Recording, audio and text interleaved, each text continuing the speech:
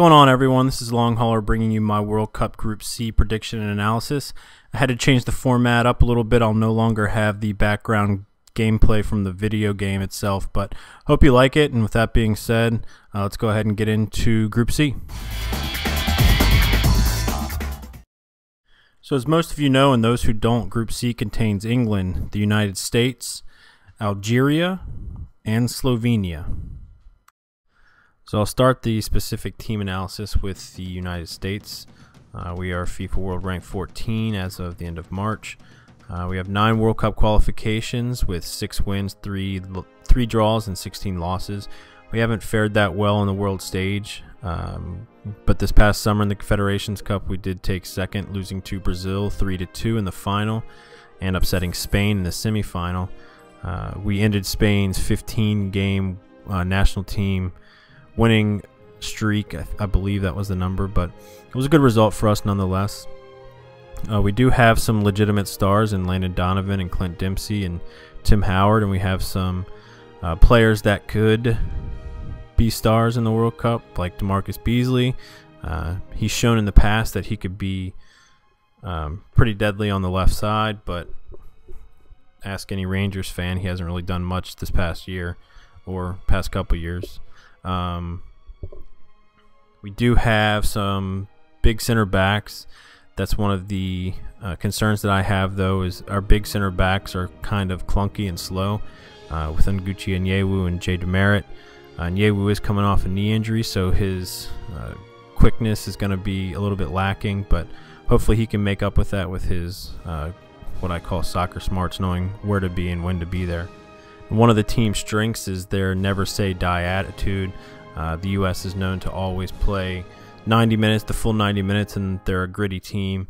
But their weakness is they're kind of reactive, and what I mean by that is they're kind of let the game come to them and react to what the other teams are doing instead of seeing plays 5, 6, 7 passes ahead and creating all these opportunities. But U.S. usually have a great game, a shitty game, and a mediocre game, so hopefully they'll perform well and be able to make it out of the group, and I think they'll come out behind England. So moving on to England, at the time that this video game was made or published was the end of March, and they had a world ranking of number 9. I think they're actually at number 6 right now. They do have 1 World Cup victory, 13 qualifications with 25 wins, 14 draws, and 16 losses, so they fared fairly well at the global level. England is the overwhelming favorite to win this group. They shouldn't have much problem with any of the 3 teams. I think the U.S. could give them a run for their money if they can lock down Rooney and Gerrard and keep them from running through the midfield, but they do have world-renowned players such as Wayne Rooney, who, in my opinion, is probably the most complete center forward on the planet. He can play any one of the forward positions and do it well and do it with ease. They did lose Rio Ferdinand, who is the captain and starting center half, alongside John Terry. He went into a tackle in training, I believe last week, against Emile Heskey and twisted his knee, so he's out for the World Cup. He was the vocal leader, so I'm not sure who they're going to put back there to replace them. Maybe someone can leave me a comment and let me know, but that's going to be a big loss for England. As far as their strengths go, like I said, they do have Wayne Rooney, but more importantly, I think they've got a very big, strong, quick, and organized midfield. Gerrard, Lampard, Gareth Barry, those 3 play. If they play very well together, it's going to be hard to for any team to stop them. As far as their weaknesses, I'd say obviously the amount of pressure that England always gets put on them, as well as the question mark in goal. I think Rob Green will get the nod. I'm not completely positive about that, so one of you England supporters could let me know who you think is going to be in goal, or who you'd like to see in goal. Let me know, but I think England will come out on top of this group. So moving on to Algeria. Algeria qualified first in Africa Group C. They have 3 World Cup qualifications with 2 wins, a draw, and 3 losses, so they're fairly new to the global scene. The Algerian strength is that they do have a lot of pace. They can attack very quickly and very well out of the back as long as they play a 4-4-2. I think they tried to play a 3-5-2 against Malawi and got absolutely embarrassed. So as long as they stick to a 4-4-2 and build it up out of the back, they can usually attack very well with those outside defenders. And Algeria does have a decent amount of talent, enough to push England if England's kind of overlooking them, as well as the U.S. However, they have a tendency to be complacent. They can play very, very well, as they showed in qualifications, where they knocked out Egypt, and Egypt is, I guess, one of their main rivals, if not their main rival. Egypt has won 3 straight Africa Nations Cups, so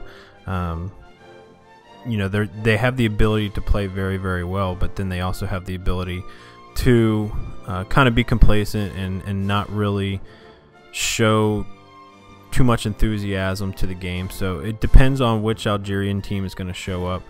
They do have Rafik Saifi. He's an enigma to many. He's 35 years old.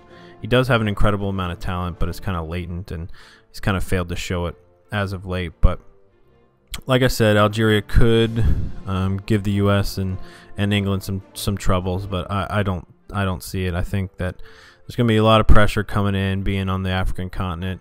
Although it will give them a boost to have that quote-unquote home crowd, I actually think it's going to end up putting too much pressure on the team. And since they are kind of an old team, I think they're going to end up slipping and falling to the bottom of Group C.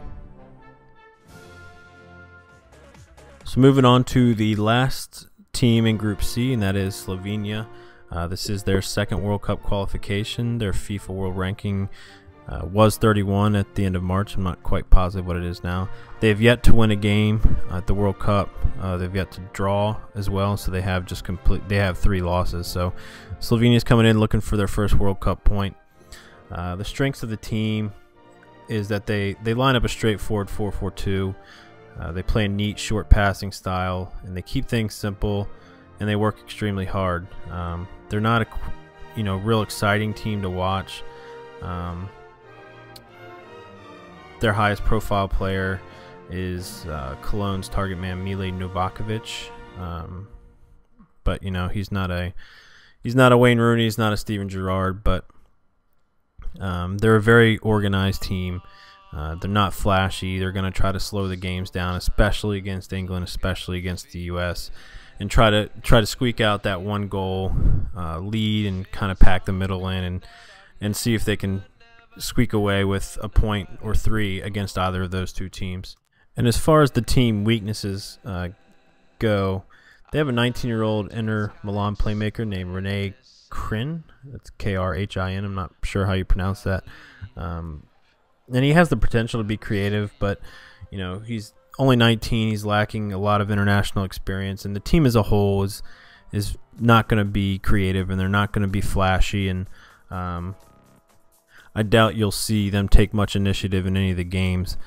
You'll see them do most of their attacking on counterattacks and things of that nature. But like the U.S., they are a very hard-working, nitty-gritty team with the never-say-die attitude. So it's one of those teams that could end up surprising you, especially if they catch the U.S. in one of the shitty games or one of the shitty days. So you never know. So that leads us into the EA Sports predictions. All these matches were simmed. I swear to God, they were simmed. All of you England supporters can look at this and laugh if you want, but EA Sports predicts the U.S. is going to beat England 5-0. Algeria and Slovenia are gonna draw 1-1. Then Slovenia is going to get another draw with the U.S.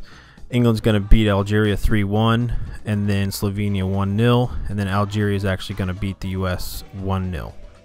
So that means EA Sports is predicting that England's going to go through as the 1 seed, and by virtue of goal differential, the U.S. will squeak through as the 2 seed. I'm pretty sure that that's the correct tiebreaker, but if it's not, let me know. So moving into my personal predictions. Again, this is me thinking with my head, not with my heart. I think England's going to come out on top 3-2. Slovenia is going to take 3 points from Algeria. U.S. is going to turn around and take 3 from Slovenia. England's going to get their second win and blank Algeria 3-0. Then they're going to turn around and blank Slovenia 2-0. And the U.S. is going to get a much-needed point and tie Algeria 1-1, allowing them to go through to the next round.